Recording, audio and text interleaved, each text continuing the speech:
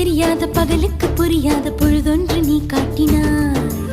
இதயத்தில் நீ இருப்பதனால் நான் தூங்கும் நேரத்தில் என்னுள்ளே தூங்காமல் நெஞ்சுக்குள் வாயாடினாய்.